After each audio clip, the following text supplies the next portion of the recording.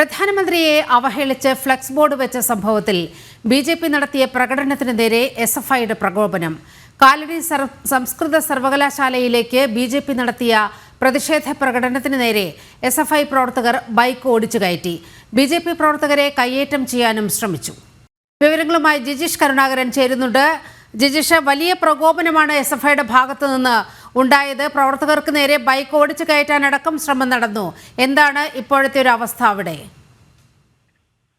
വലിയ ഒരു പ്രതിഷേധത്തിന് തന്നെയാണ് കാലടി സർവകലാശാല പരിസരം സാക്ഷ്യം വഹിച്ചത്. കാലടി സംസ്കൃത സർവകലാശാലയ്ക്ക് മുന്നിൽ ബി.ജെ.പി. യുവമോർച്ച പ്രവർത്തകർ പ്രതിഷേധവുമായി എത്തുകയായിരുന്നു.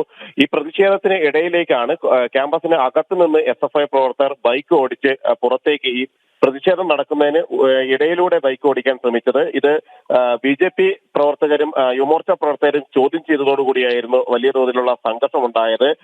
ഇതിനിടയിൽ ബലമായി തന്നെ ഈ ബൈക്ക് അവിടെ നിന്ന് ക്യാമ്പസിനകത്തേക്ക് മാറ്റി. തുടർന്ന് ഇരു വിഭാഗം പ്രവർത്തകരും എസ്.എഫ്.ഐ പ്രവർത്തകർ ക്യാമ്പസിനകത്തും ബി.ജെ.പി. പ്രവർത്തകർ ക്യാമ്പസിന് പുറത്തുമായി നിന്ന് ഉള്ള ഒരു പ്രതിഷേധങ്ങൾ അരങ്ങേറുകയും ചെയ്തു. കൃത്യമായി തന്നെ അതിനെതിരായ പ്രധാനമന്ത്രി അവഹേളിച്ചതിനെതിരായ സമരത്തെ പോലും തകർക്കുന്ന ഒരു നീക്കത്തിലേക്ക്, അല്ലെങ്കിൽ ആ സമരത്തെ ഇല്ലാതാക്കുന്നതിനുള്ള ഒരു ശ്രമങ്ങൾ തന്നെയാണ് എസ്.എഫ്.ഐ പ്രവർത്തകരുടെ ഭാഗത്തു നിന്ന് ഉണ്ടായത്. ഇന്ന് രാവിലെയായിരുന്നു പ്രധാനമന്ത്രിയെ അവഹേളിച്ചുകൊണ്ടുള്ള ഫ്ലക്സ് ബോർഡ് ഈ കലാലയത്തിന് മുന്നിൽ, കാലടി സംസ്കൃത സർവകലാശാലയ്ക്ക് മുന്നിൽ പ്രത്യക്ഷപ്പെട്ടത്. 4 കൈകൾ ഉള്ള ചിത്രമായിരുന്നു. പ്രധാനമന്ത്രിക്ക് 4 കൈകളായിട്ടായിരുന്നു ചിത്രം വരച്ചു ചേർത്തിരുന്നത്.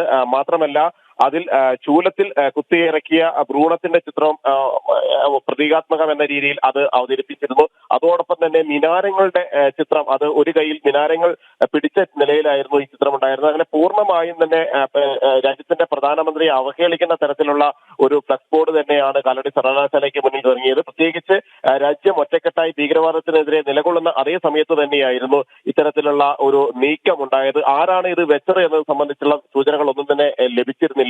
CCTV കേന്ദ്രീകരിച്ച് പോലീസ് അന്വേഷണം നടത്തണമെന്ന് ആവശ്യപ്പെട്ടുകൊണ്ട് ബി.ജെ.പി. മണ്ഡലം കമ്മിറ്റി പരാതി നൽകുകയും ഇതിനെ തുടർന്ന് ഈ പരാതിയുടെ അടിസ്ഥാനത്തിൽ പോലീസ് കേസ് രജിസ്റ്റർ ചെയ്യുകയും എല്ലാം ചെയ്തു. വ്യാപകമായ ഒരു പ്രതിഷേധമായിരുന്നു പ്രധാനമന്ത്രിക്ക് എതിരെ ഇത്തരത്തിൽ നടത്തിയിട്ടുള്ള നീക്കത്തിനെതിരെ ഉണ്ടായത്.